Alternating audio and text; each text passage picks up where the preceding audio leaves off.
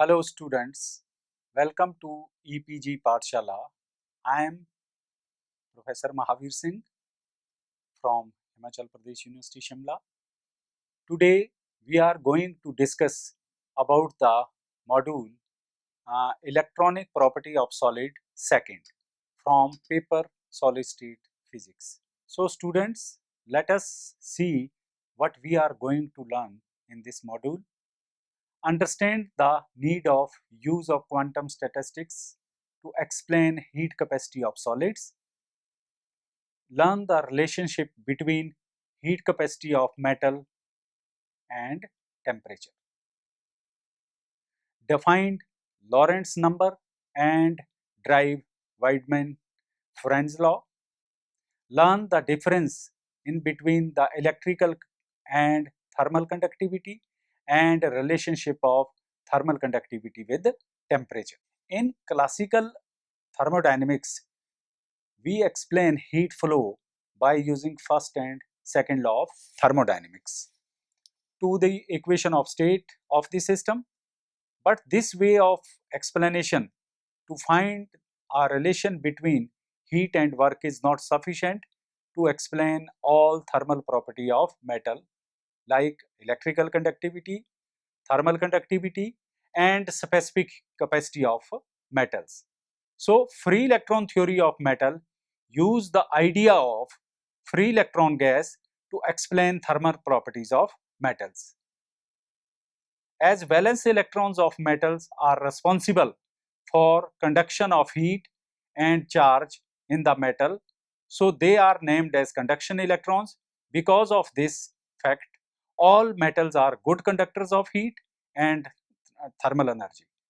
The motion of free electrons in metal is governed by electrical and thermal gradient.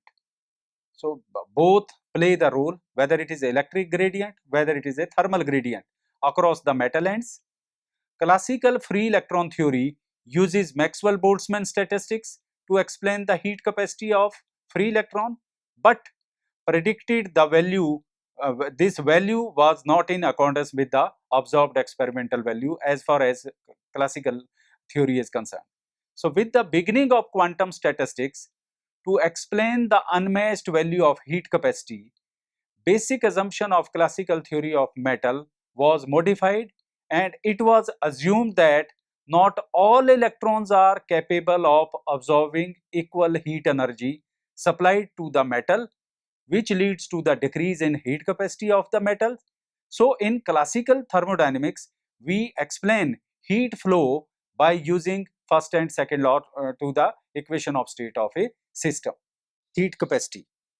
As we know that in the case of lattice vibration, whether it is specific heat or heat capacity, so heat capacity is basically a quantity which depends upon a whole metal, whereas specific heat depends upon the per unit mass.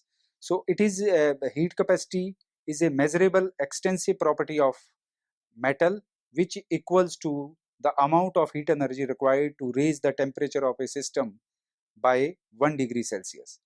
So according to classical free electron theory, all conduction electrons, assuming one free electron per atom, make 3 by 2 nkb contribution to the heat capacity of a metal, as all are capable of absorbing heat energy. But according to Dulong and Petit theory, heat capacity above a characteristic temperature becomes constant, equal to 3 nkb, and same for all metals. At temperature greater than Debye temperature, the total specific heat of a metal is given by, that is specific heat at heat capacity or specific heat at constant volume equal to electronic contribution plus lattice contribution. Electronic contribution is 3 nkb and lattice contribution is 3 by 2 nkb. Here we are not using capital T because it is taken as one unit, but the specific heat observed is not same as and even smaller than the classical value by a factor of 0.01 for capital TF, which is approximately equal to 5 into 10 raised to power 4 Kelvin by equation 1. Expected reason behind this observation was over assumption made by Drude and Lorentz that all electrons gain equal amount of energy and get excited to Fermi level. This was the main reason made by Drude and Lorentz, which is not true in the reality, and hence later on Fermi-Dirac distribution function and Pauli exclusion principle was used to explain heat capacity of the metals and gives much better accordance with the observed value of specific heat. When Fermi-Dirac statistics are used, the calculated electronic heat capacity contribution is much smaller than the value 3 by 2 nkb, which further becomes very small at high temperature. Fermi-Dirac statistics assume that electrons deep inside the Fermi surface are not capable of getting excited to higher state with increase in temperature. Only few electrons present at the surface of Fermi surface area are able to absorb energy kBT.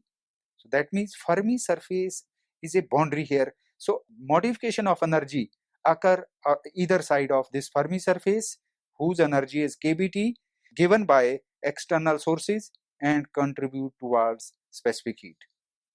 So mostly in the case of free electron, specific heat is coming with respect to temperature across the Fermi surface.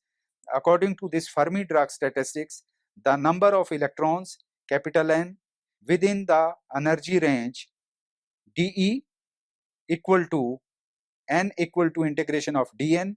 So N is basically total electron, whereas in the case of lattice N was the number of atoms. It is equal to 0 to infinity, this Fermi function F as a function of energy, G as a function of energy into dE, which comes out to be integration 0 to infinity C square root of capital E, F as a function of E and dE. So total energy after going from equation 2, after modifying this equation 2, we get redistribution of this equation 2, we get U equal to N into E, which comes out to be capital C integration 0 to infinity square root of E F as a function of capital E into dE, where F is a Fermi function. Now mean energy of electrons present in the energy range dE is given by U slash equal to C by N integration 0 to infinity the square root capital E into F as a function of E into dE. After doing integration by parts, equation 4 and applying limits capital E equal to 0 for lower limits and Fermi function as a function of E equal to 0 for upper limit, we get this U mean energy value of electron equal to C by N integration 0 to infinity 2 by F square root of E dF E over dE into dE, as according to Fermi-Dirac distribution total energy at particular temperature T is given by capital E is equal to EF naught into 1 minus pi square over 12 into kBT over EF naught whole square. On putting equation 6 in equation 5, by solving this we get the mean energy as U slash is equal to C by capital N into 2 by 5 this square root of E plus pi square by 4 kb square t square over square root E bracket close. On solving it further, the mean energy comes out to be 3 by 5 EF naught into 1 plus 5 pi square by 12 into kBT over EF naught square per electron. Since CV is N du by dt, which is equal to N 0 plus, first term is 0, plus pi square by 4 kb square 2t by EF naught. So CV comes out to be N pi square kb square t over 2 capital EF naught. This shows that CV is directly proportional to temperature. For a temperature below Debye and Fermi temperature, heat capacity of for metal is given by, that is Cv equal to E electronic plus E lattice, which is equal to gamma T plus AT cube. As we have already discussed, in the case of lattice, as per Debye theory, specific heat is directly proportional to cube of temperature. In the case of electronic specific heat, it is directly proportional to temperature. And here gamma is known as Sommerfeld constant and capital A is the characteristic constant of a material. This figure 2.2 showing the variation of C by T versus T square for potassium, which clearly mention that it's a straight line and it has some intercept on y-axis, and which gives us the gamma. So intercept, we can find the gamma, which is linked with electronic specific heat, and this slope of this figure clearly tell us the capital A, where capital A is a constant, which is characteristic constant of a material, which depends upon the nature of the material. The electronic term is linear in T and dominate at sufficiently low temperature, whereas other term is lattice term, that is phonon term. So first at low temperature is the electronic contribution, and at the higher temperature it is the basically lattice term, which we call a phonon term, which become important at high temperature but become even smaller than the electronic term at low temperature. So the constant gamma and capital A can be determined from the graph as we discuss. So nature of the graph is straight line, and Sommerfeld constant gamma is given by intercept with ordinate axis, and capital A is given by slope of the graph. Now the amount of heat energy, as in the case of thermal conductivity, capital Q, which can pass through the unit area of bar in unit time T, known as heat current density, directly depends on the temperature gradient, which is dt by dx, and this jq is proportional to dt by dx, and which is further equal to minus k dt capital T by dx, where k is the constant of proportionality known as thermal conductivity, and negative sign shows that the transport of heat energy from higher temperature to lower temperature end of the specimen. So basically heat is coming from higher to lower, that is why there is negative sign, and this K is also very important material, basically which also depends upon the nature. The transport of heat energy in the solid is carried out by electron as well as lattice waves, that is phonons.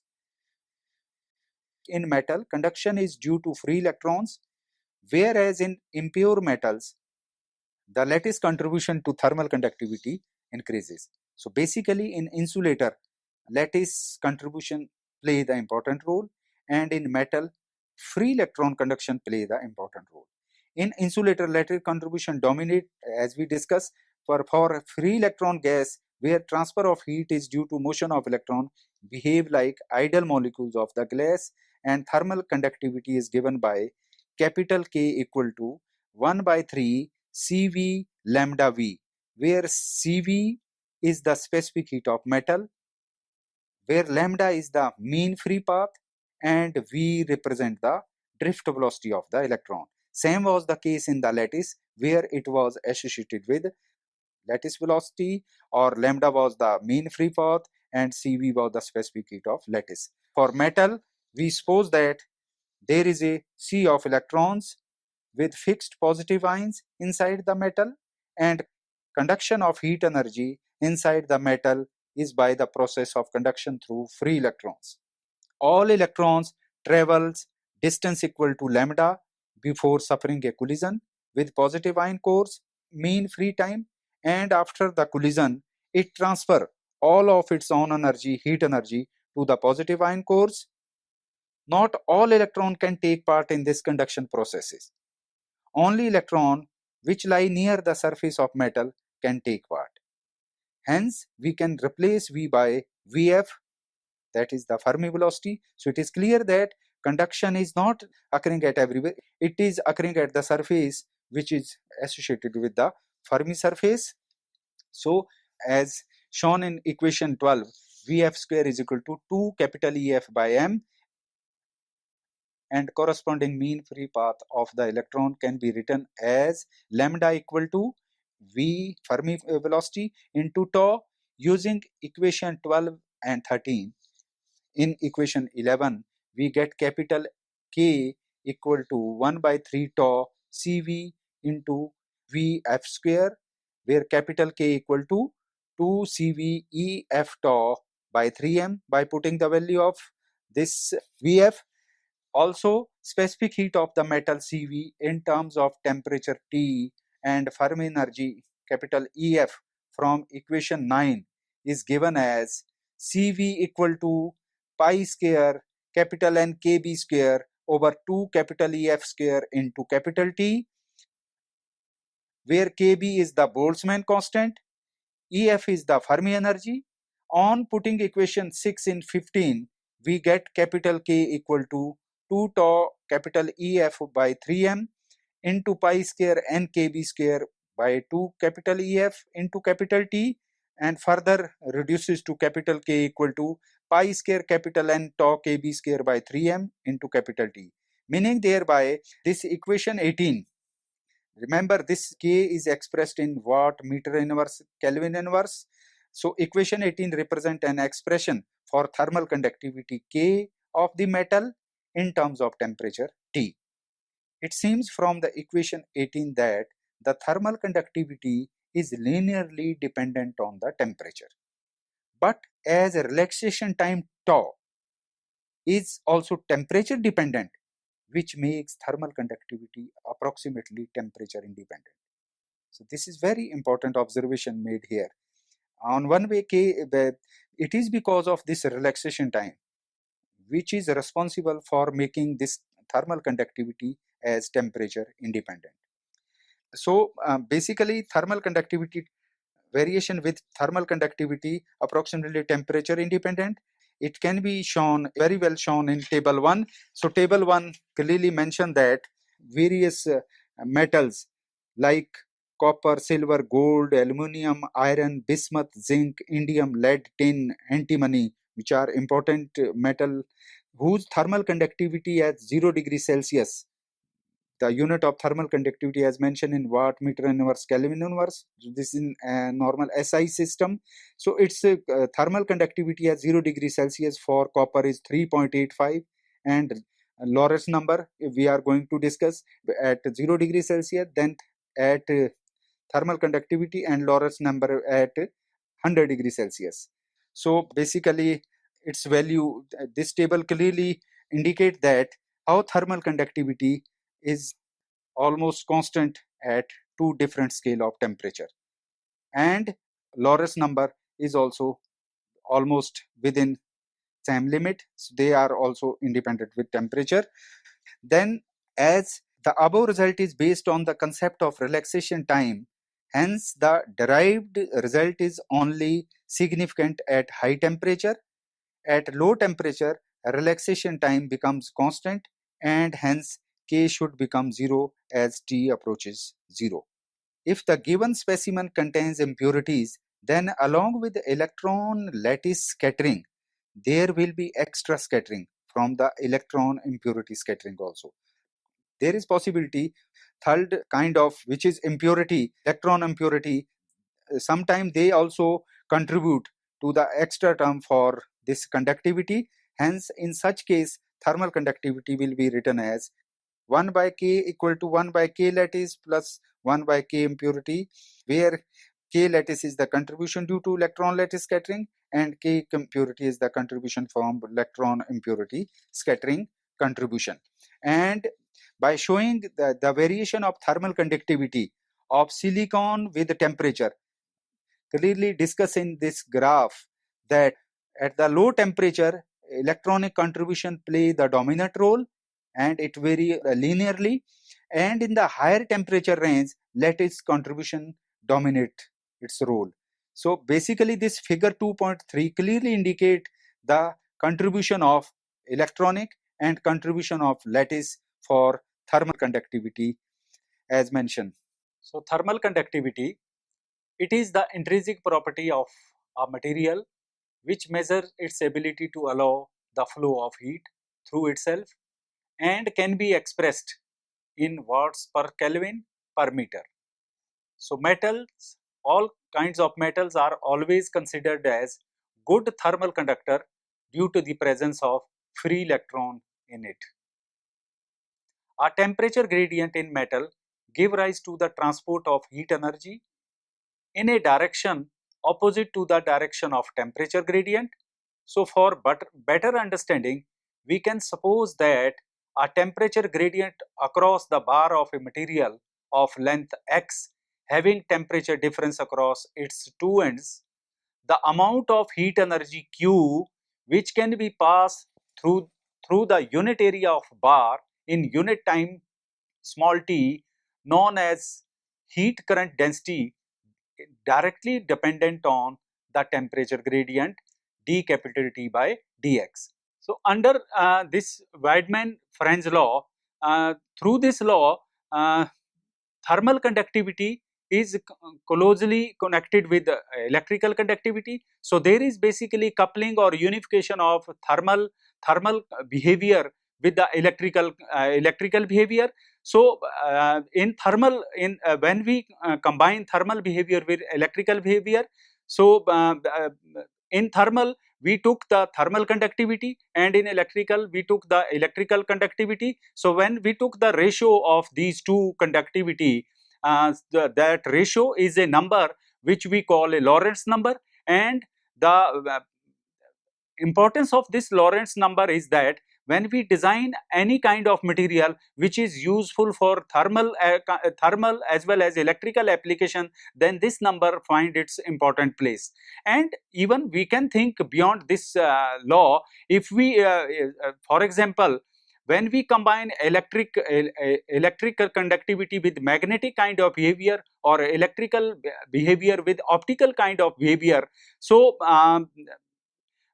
it find its important place, whether it is used in optical area, whether it is used in magnetic area, or similar kind of behavior is here when we combine this thermal conductivity as well as electrical conductivity. This law is interesting on the point of view of coupling of thermal behavior with electrical behavior. From classical free electron theory of metal, for an electron moving under external electric field, the thermal conductivity capital K and electrical conductivity sigma of a given conductor is given by well-known relation 3 by 2 kb square n capital T tau by m. This is thermal conductivity. As far as electrical conductivity, it is n square tau by m. So if we take the ratio, this ratio comes out to be a constant, which this number, which is known as Lorentz number, represented by capital L, and its value comes out to be 1.11 into 10 raised to power minus 8 watt ohm per Kelvin square. This observed value of Lorentz number is not in match with the observed experimental value.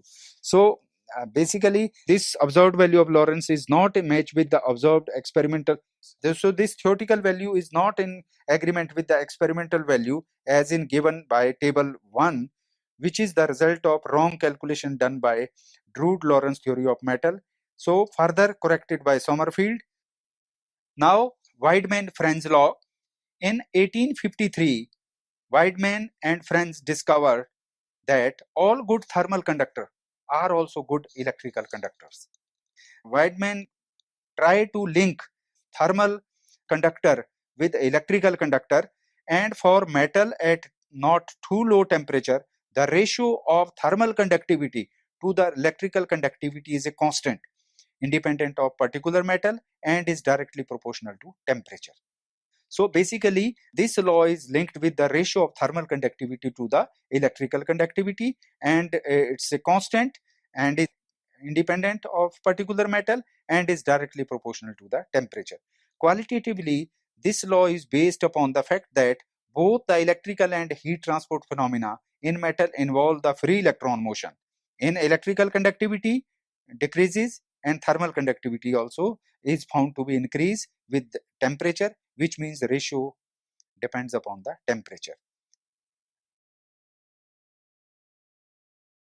So from Sommerfeld quantum free electron theory of metal, After using Fermi-Dirac statistics, the thermal and electrical conductivity of metal are given by K equal to pi square by 3 kb square n tau capital T by m and sigma ne square tau by m. So if we take this ratio, it comes out to be 2.45 into 10 to the power minus 8 watt ohm per Kelvin square. If we take into account this Sommerfeld theory, quantum field theory, we get this Lorentz number in the range which are in agreement with the observed value. So experimental value of thermal conductivity and Lorentz number for various metals as mentioned in table 1 are which exist at two different temperature scale. One is at 0 degree and other is at 100 degree Celsius SI unit. It clearly indicates that how they behave at two different temperature scale.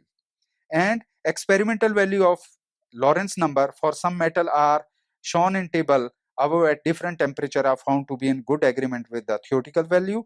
At low temperature, the value of Lorentz number is less than at high temperature. The reason behind this observation is the difference in the average relaxation times of thermal and electrical conductivity. So this is important. Where there is disagreement, it is because of the average relaxation time of respective thermal and electrical conductivity, which leads to difference in between the number of collision involved in thermal and electrical conductivity. So students, let us summarize what we have learned in this module. Specific heat of metal is directly proportional to temperature. This is the first point which we have discussed. And at low temperature, the heat capacity of metal can be expressed as sum of the electronic contribution and the phonon contribution. So as phonon is linked with lattice vibration, so there is two kinds of contribution. One is associated with the electronic contribution and other is associated with lattice vibration. Thermal conductivity increases with increase in temperature, unlike electrical conductivity. So for metals at not too low temperature, the ratio of thermal conductivity to the electrical conductivity is constant, which is named as Lorentz number and is directly proportional to the temperature. So according to both classical and quantum view of free electron theory of metal, the value of Lorentz number are found to be approximately same. So this number remains same irrespective of the behavior. So this is all about this. Thank you.